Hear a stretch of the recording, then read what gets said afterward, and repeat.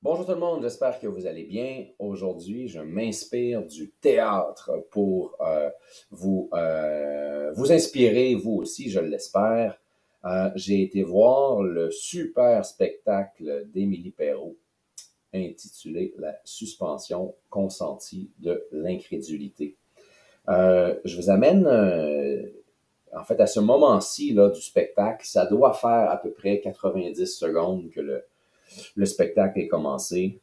Émilie Perrault, elle se définit comme une spectatrice professionnelle. C'est une chroniqueuse culturelle ou une journaliste artistique. Là, je ne suis pas sûr comment on appelle ça, peut-être un mix des deux. Et donc, toute sa vie, elle a assisté à des milliers de spectacles dans le cadre de son travail. Et donc, le spectacle commence, elle est assise dans la foule, dans la salle, et elle regarde la scène. Et c'est son spot habituel, c'est d'être là. Et finalement, elle choisit donc de monter sur scène parce qu'elle a une conviction profonde et elle se met donc au service de cette conviction profonde-là. C'est quoi sa conviction? Je me replace ici au centre. C'est quoi sa conviction? Mais c'est que l'art, ça fait du bien aux gens. L'art, ça peut changer des vies. Euh, et euh, bon, puis elle a fait différents projets qui vont dans ce sens-là, mais pour elle, c'est un tout autre niveau de choisir de monter sur scène au service de cette conviction-là. Il y a un élément, moi, qui m'interpelle, c'est pour ça que j'en parle, et le parallèle que je fais, c'est le parallèle avec les démarches d'équipe des clients de Canu, donc les équipes de direction ou les équipes au sens plus large là, dans les entreprises. Puis quand je partais Canu là, dans les années 2007-2008, j'avais rencontré un professeur à HEC Montréal depuis c'est en fait Laurent Lapierre. Laurent Lapierre a pris sa retraite là, depuis un petit moment et il avait étudié en art. Et il me disait, Maxime, on peut connaître toute la théorie, mais ça se passe quand on monte sur scène. C'est là que ça se passe. Toute la théorie ne vaut plus rien rendu là. Et c'est la capacité d'incarner le personnage et de vibrer avec son message. Et donc, cette métaphore-là pour la dynamique d'équipe, elle est dans ma tête depuis un bon moment. Et là, en allant voir le spectacle d'Émilie, c'est comme si tout était revenu et c'est pour ça que je vous en parle.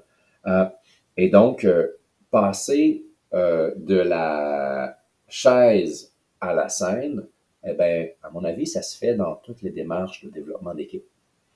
Dans un premier temps, les participants sont spectateurs. Puis, à un moment donné, la démarche d'équipe, elle requiert que chacun des participants monte sur scène et qu'il nous donne accès à ce qui le fait vibrer, qu'il nous donne accès à ce qui l'émeut, qui nous donne accès à ce qui l'énergise, qui nous donne accès à ce qui lui fait peur. Et, euh, et quand la personne accepte donc de prendre le spotlight ou que les lumières soient sur elle, c'est là qu'on a accès à elle.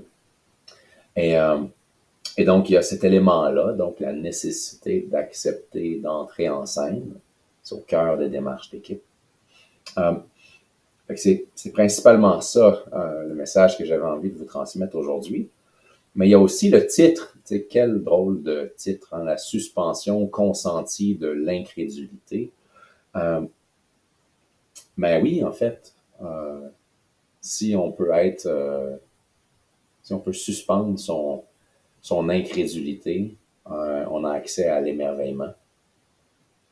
Tout devient possible. Et, et ça fait partie des démarches d'équipe aussi. Si on veut découvrir des nouvelles possibilités, puis les matérialiser, il faut, à un moment donné, en fait, c'est très utile là, de tasser le critique qui part de la tête, puis descendre dans le cœur pour avoir accès à quelque chose de nouveau. La bonne nouvelle, c'est qu'il y aura d'autres spectacles. Je vous invite à rester à l'affût.